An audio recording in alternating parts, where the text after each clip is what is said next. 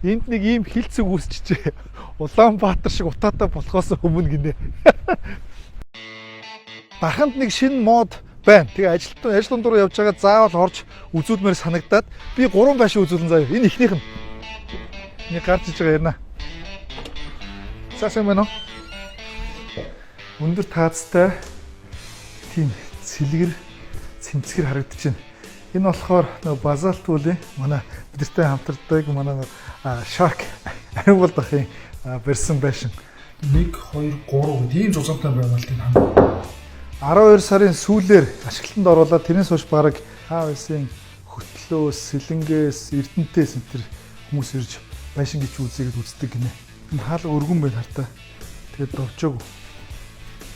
Өвөлдөө дулаахан зундаа одоо сэрүүхэн ч гэдэг юм уу одоо энгийнээр нь пассив буюу идэвхгүй байшин гэдэг байгаа шүү дээ. Зургнууд авдар энэ эмэгтэйчүүдийн гар урлалын бүтээгдэхүүн гинэ.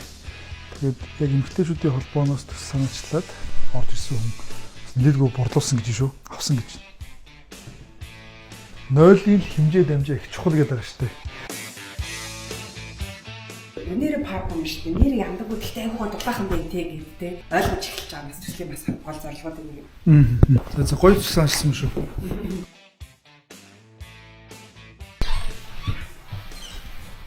Яг одоо бидний үеийнхэн чинь эд нэг байшингаа барьдаг нас шүү дээ те.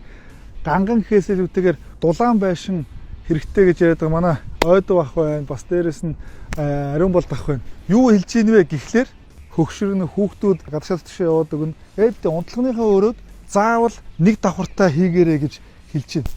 Одоо энэ үүдний харагдж байгаа орж гардаг шат шүү дээ. Энийг заавал ийм налуутай хөшин болоод өөрөө хэрэгэлдэггүй юм гэхэд ядаж аавыгаа ээжийг эмээвүү авчирхад амарштай бас дээрэс нь хүүхэд чухад орж гарахад энэ амар байдаг аа эвтэйхэн байдаг гэд энийг загчин бааны өрөөг хаашаашаа нэг 1 м 2 м радиуст ингээд эргэлдэхэд өгшин болсон аав ээжигээ усанд оруулахад өөртөө хөгшөрөхөд эсвэл хүүхэд шуухад усанд оруулахад тэр нь эвтэйхэн байдаг гэдэг ийм л 3 ямыг туршлагатай хүмүүс хэлж шүү. Төв талбай. Талбай театр.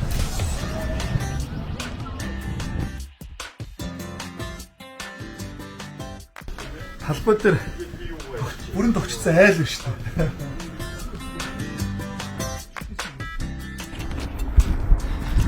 Дахны хайсын хашаанд жижиг хөргөн байшин байна.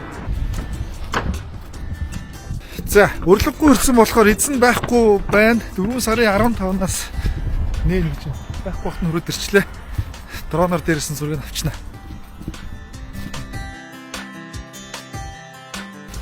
За явж энд тарханд байсан 3 байшинг үзүүлээгээд хэсэгхэн ороод гарсан. Зарим нэг нь гаднаас, зарим нэг нь дотор нь ороод тухтай, зарим нэг нь бэлтгэлгүй шахаа ор сандраагаад ингээд үзүүлж эхлэе.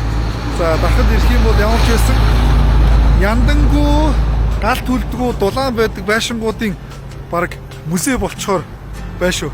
Энд дэр үзээд байгаарай.